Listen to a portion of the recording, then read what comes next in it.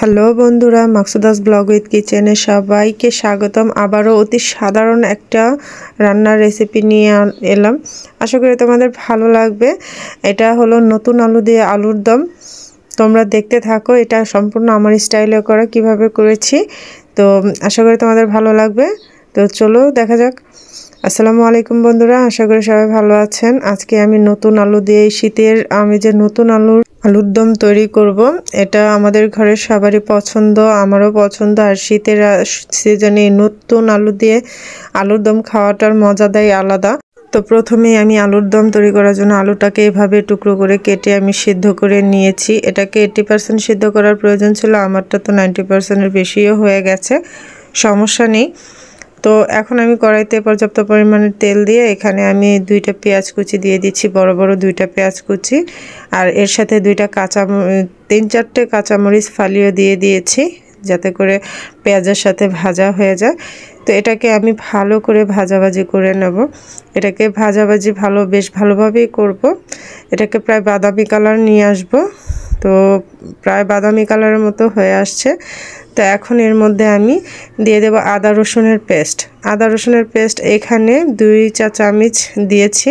এবারে আদা রসুনটার গন্ধ না যাওয়া পর্যন্ত আর একটু ভাজা করে নেব। এবং এটা ভাজা হয়ে গেলে এর মধ্যে আমি এখন পর্যাপ্ত পরিমাণের একটু পানি দিয়ে দেব, তা না হলে পেঁয়াজগুলো বেশি পুড়ে যাবে।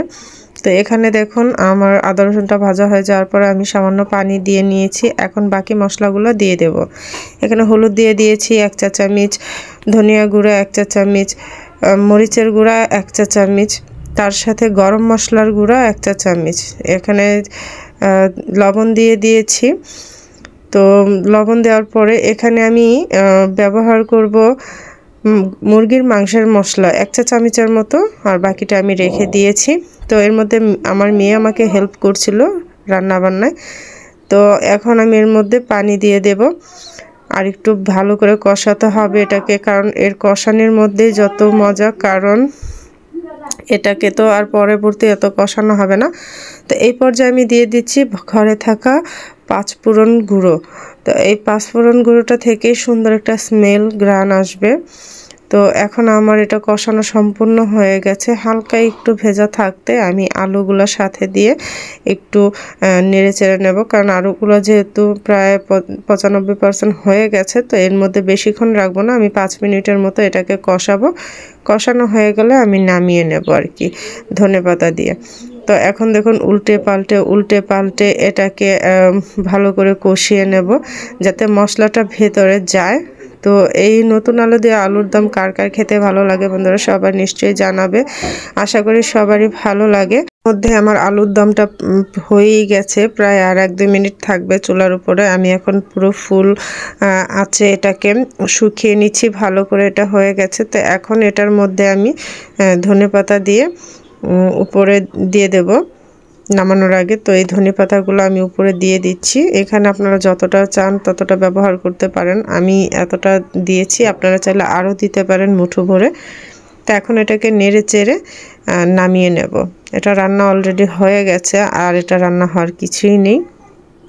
তো আজকে বন্ধুরা এই ভিডিওটা যদিও ভালো লেগে থাকে, এই সাধারণ রান্নাবান্নাটা, আমার এই সাধারণ রান্নাগুলো যদি তোমাদের ভালো লাগে নিশ্চয়ই জানাতে ভুলবে না, আশা করি।